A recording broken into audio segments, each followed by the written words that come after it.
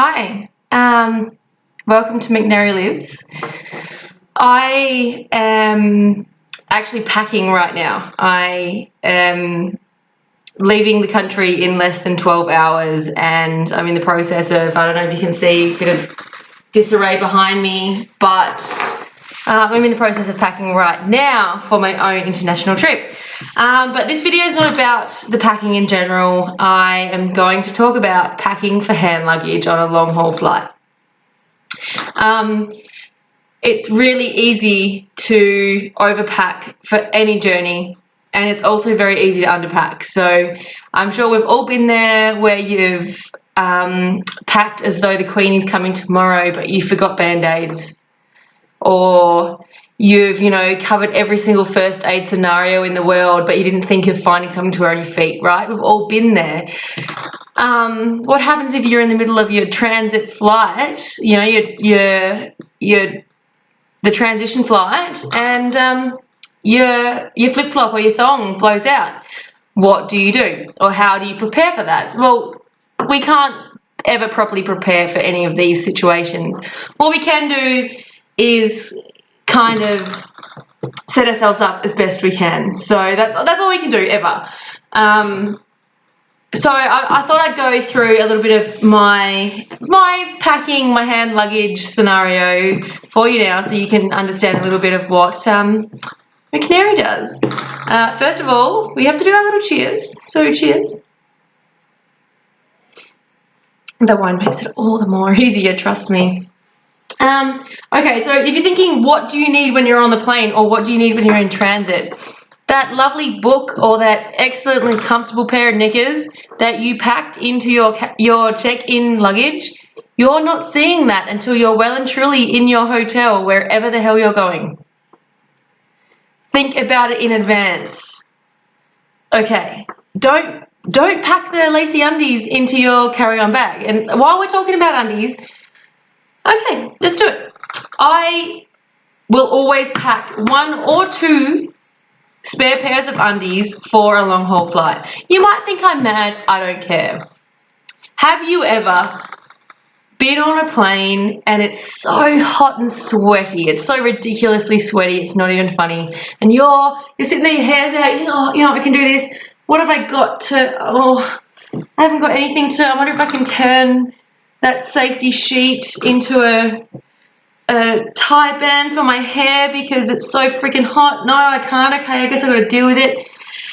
12 hours later, you're holding on for the loo and you're lining up 10 deep and you're struggling and you just wish you could feel a little bit more fresh after that toilet visit. We've all been there. I know I've been there several times, and so now I plan in advance the extra pair of undies. You know what? If not 2, literally, let's look at this. Let's pack it as small as we can probably get it. Literally. Are you going to miss that that wasn't meant to happen. You're not going to miss a couple of inches in your carry-on bag, but you're going to miss the feeling of freshness if you're mid-long haul flight and you don't have the option. So either way, you've got either a spare pair of knickers on your trip or you're laughing and you're comfortable. So tip number 1, take spare undies. Simple. Okay, so now we've got that covered. That's pretty much the only thing you've got to be pretty strict on. There's other things that keep you comfortable, and I've got a random pile of stuff next to me at the moment to help you out. Unfortunately, one moment please.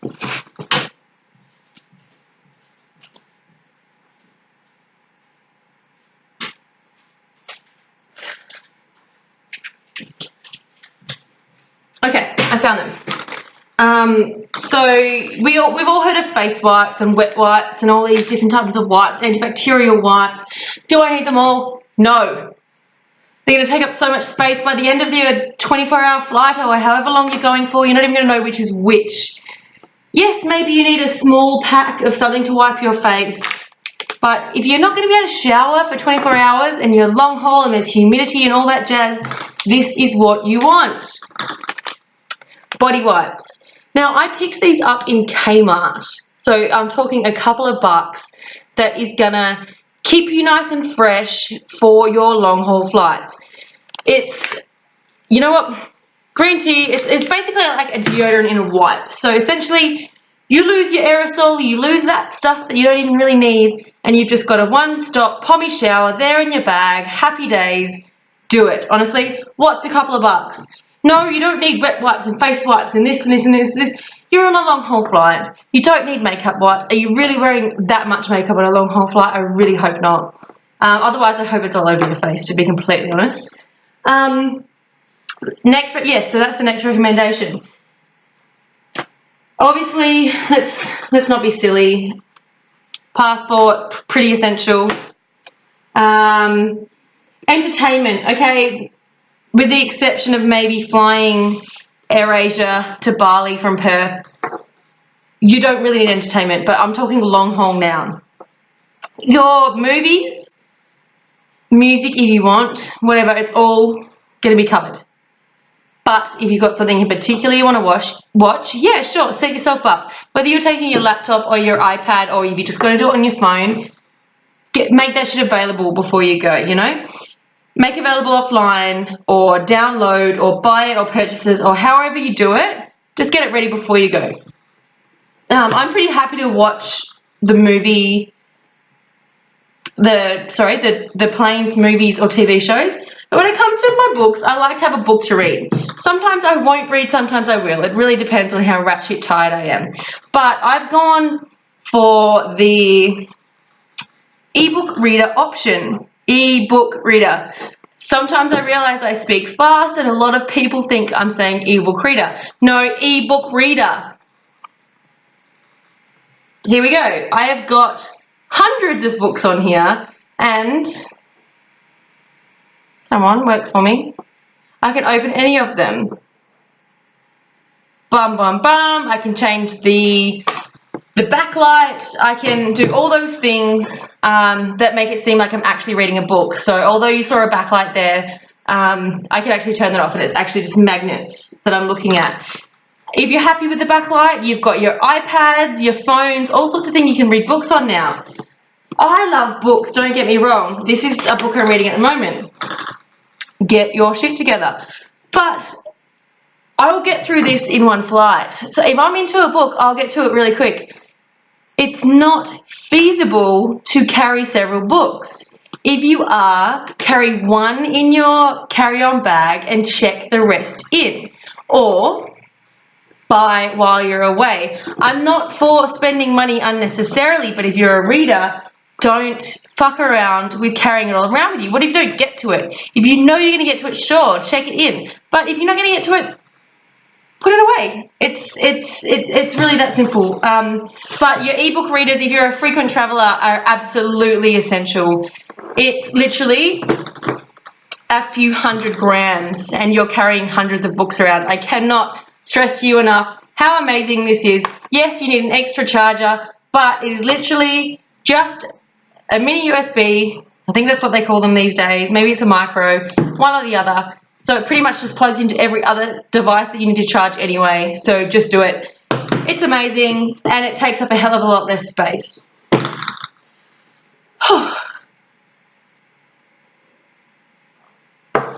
Alright, other toiletries. So we talked about the body wipes, but I understand on long hauls that, you know, there's a need to feel fresh. You never know what environment you're going to get on a plane. You're either freezing or boiling. I've never found an in-between before. Tissues are a pretty good standard. I know you can get tissues and all this, but if you don't want to get the fuck out of your seat, then you've got tissues in your bag all the time. 50 cents. Seriously. Tissues. Take them. Again, what else have I got here actually? Medication. So medication's a big one. I personally, so I've got a big pile next to me. I personally am not on much medication, but think about what you might need on a flight.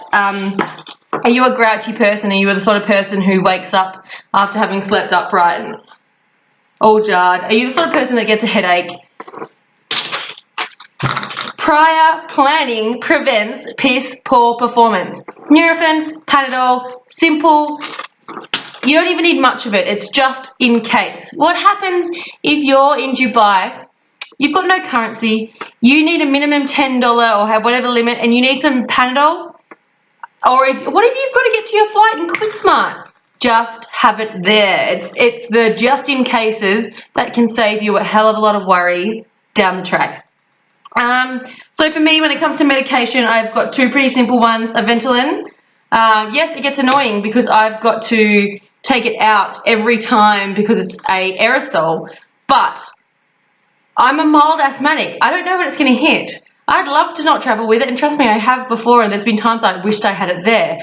You can't necessarily get this shit over the counter in other countries. We are pretty lucky in Australia this is over the counter for a Ventolin asthmatic puffer. The other one is birth control, that's all. We don't have to talk about that for long. But one that I want to talk to you about is definitely sleeping tablets. These are just over the counter. I am not an advocate for any kind of heavy duty sleeping tablets or anything like that, but I understand the need for these kind of things in change of time zone situations, and especially for people that don't sleep well on aeroplanes. You don't need to take a whole tablet. If you listen to me and you prepare in advance, you cut a couple of these in half, you just start setting yourself up for the ability to have a good sleep. I'm about to go on a 16-hour flight. I'm preparing. And I'm more than willing to take a whole tablet, but not everyone is. So, you know what? Get yourself a little Ziploc baggie, cut it in half. My biggest advice in this instance is keep the packaging. Don't rock into another country where they might get funny about it and you happen to have to pull out your tablet case and you've got these weird half-cut tablets in a Ziploc baggie. Just keep this. If you're worried about a particular over-the-counter medication or script or something that you have going into another country, take the script. It has your name on it. It has your doctor's name on it. It says what it is. You're just going to be safer. When it comes to medication, just be safe. If you need to carry a script around, carry it. Over-the-counter stuff, at least carry the casing with you. If you're actually that worried, they will put a sticker on it for you. I've had that happen before when I used to be a hell of a lot more paranoid than I am now. Okay, Band-Aids. I'm not saying take a container this big, but Band-Aids are a good one. You never know when you're going to need a Band-Aid. Just have them. Compression socks. Again, you're talking long haul. I carry excess fluid like it's going out of fashion, and unfortunately my metabolism is just like that. So these are handy. You might not use them, you might. Again, they take up almost negative space, and it's going to help you out if you are a cankler or someone who gets a little bit of sore ankles when you're traveling. Nail file if you want. It just depends. It's one of those things you never have when you need. Lip balm, honestly, you can never have enough lip balm. You need it on the plane. You are going to get so dry on that plane and you're not going to be able to drink enough water to keep up with what your body needs. Hydrate. Hydrate, hydrate, hydrate. So you're also going to want some sort of face moisturizer or mist or something to help you out as well. I haven't got it here with me. There are things that can help. At least the lip balm, you're not going to be playing catch up when you get somewhere. A travel adapter. You can get universal ones. This one isn't. I've got other universal ones, but it always helps to have it in your carry-on luggage just in case you land somewhere, you need to get somewhere, you can't figure out where you're going, you've lost something or other, and your phone's flat. Or something or other is flat. Again, almost negative space. keep one in your bag, and you're just going to save yourself the heartache of having to spend 20 or 30 US dollars or however much they charge at an airport these days to buy an adapter just to charge something which you could have charged with your own cords. Here, so while we're talking about cords, I've usually got a pencil case, and as you can see, I've got a lovely map of the world pencil case which I house my cords in. Phone, ebook reader. What else might you need to charge on the plane? Usually only those. There's only a couple. Maybe you've got a smartwatch. Maybe you've got a Fitbit. All these kind of things. If you need to charge them on the plane, same as your adapter, they all go in the pencil case. You're not dealing with, I'm all for using the Ziploc baggies, but you're going to use this pencil case the whole time. It just saves you needing to have excess Ziploc baggies when the Ziploc baggies explode. Basically, pencil case with all the cords you need to get you through your trip. Depending on how much space you need and whether you need a neck pillow. I'm in two minds about the neck pillow. Almost every airline you go on is going to give you a pillow. Unless you can only sleep if you've got the neck pillow around your actual neck the whole way, then take a neck pillow. Otherwise, you're going to be okay. I'm a big advocate for these, the blow-up ones, because it doesn't take up much space. I have always been a traveller with a neck pillow that hangs off my backpack, and it does my head in and I hardly use it, whereas this, let's watch.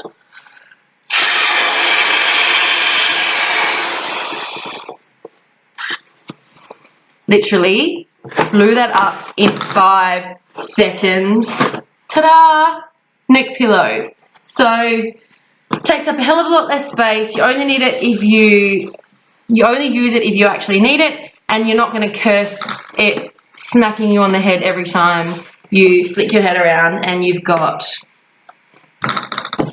your neck pillow hanging from your bag. Okay, other things.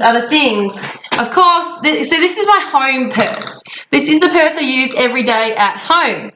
Now, if we open this up, cards, Medicare, blood donor, all this random stuff, license, cash, other random cards. You don't need that shit. Never take your actual purse with you. I don't even know why I have a purse this big living in Perth anyway, but you don't need it here. Have yourself a travel wallet, which is going to hold your passport and a backup of cards, extra cash, travel destinations, travel wallets, long haul, I'm all for that. So all you need then is a small purse, which is literally just your money, a bank card, and your license. All you need on a day-to-day basis. If you're out and about, all you need is your license, just in case. You just never know, as an ID side of things. Your bank card, because, heaven forbid you may get robbed. And cash. We always need cash. Unless you're going somewhere where you know you're never ever going to need cash, just take cash. Right? You only need a small purse. I'm talking this is less than 1/10 of the size of the purse I carry around on a day-to-day basis in Perth. Your passport, I understand that sometimes you need that for ID, but if you don't need to use that as ID, you can Google this stuff easily and find out what you need while you're traveling. So if you don't need your passport as a form of ID, take your license. Your license is very easily and cheaply replaced. Your passport, not so much, especially while you're overseas. You cannot afford to lose your passport while you're overseas. If you don't have to carry it with you day to day, don't.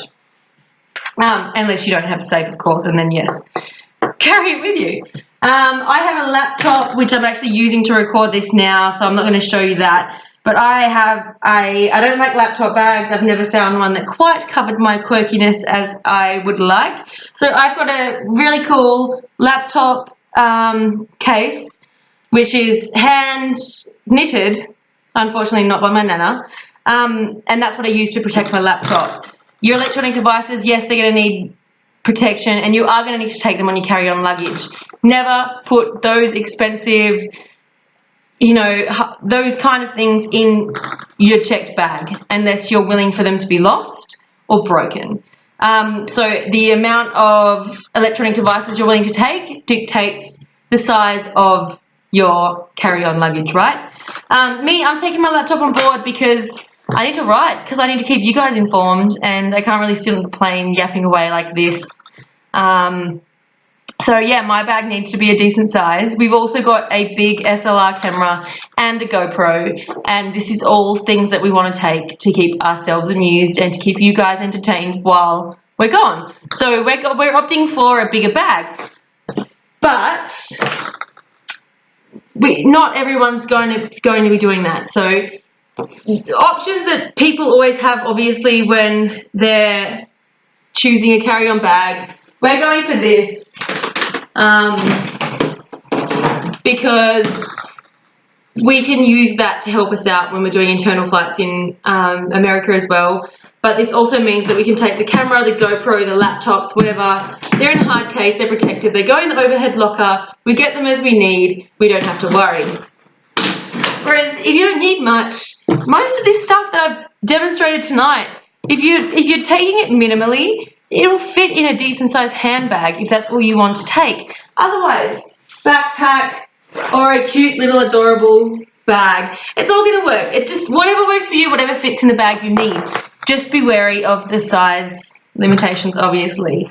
And then it depends on how technologically savvy you are. Depends on how much you need to actually carry about your trip. Now, I have the travel wallet, and I literally only carry in the travel wallet what I need for the next destination. On this next trip, we've got a long haul, a short haul, accommodations. We've got a few other tours booked already. I don't need to carry that shit with me right now. I literally just need to show at customs that this is the hotel we're going for. This is our next flight. I don't need to carry this shit with me right now. Put it in your checked bag. Honestly, most people have got, your flip-up part and you've got an extra zip there. That's what this is for. Those kind of things. Don't carry it with you all the time. There's no need to. You're just weighing yourself down.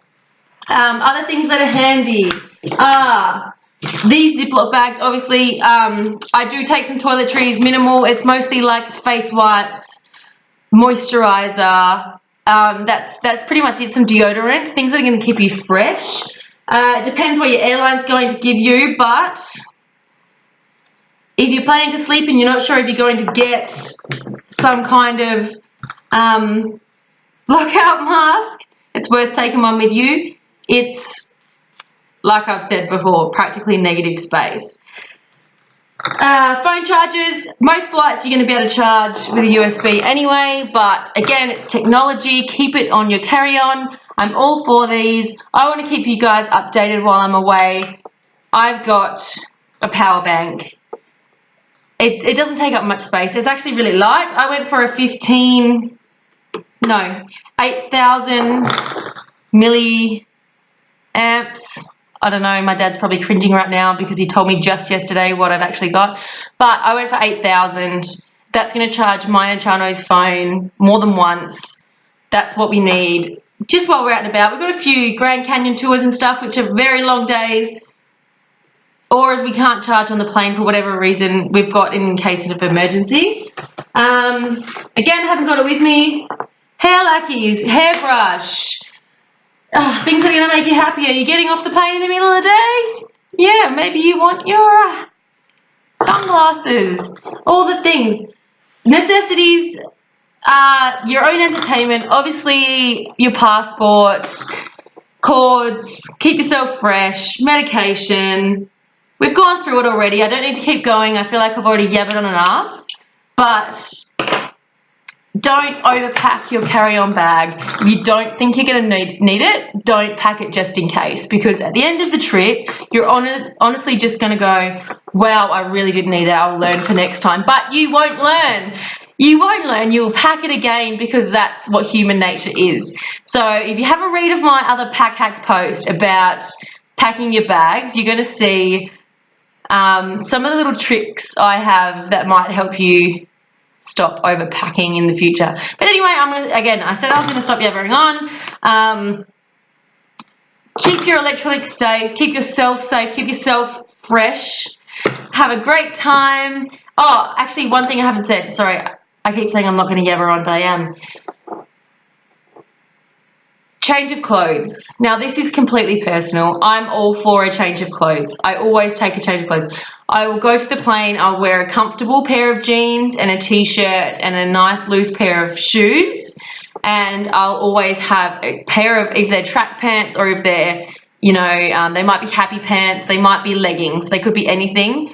It doesn't hurt to have them in your bag. Again, they're all things that don't take up much space, and I'll swap for socks, shoes for socks, jeans for leggings. I mean, you might be comfortable in leggings. I'm not, you know. I don't have the shape for that shit. So I'm all, okay, I'll wear the jeans I'm comfortable in. I'll change to my happy pants midway through. But either way, even if I am comfortable in the leggings, I'll take another pair of leggings, because sometimes you just need that change of clothes to feel fresh.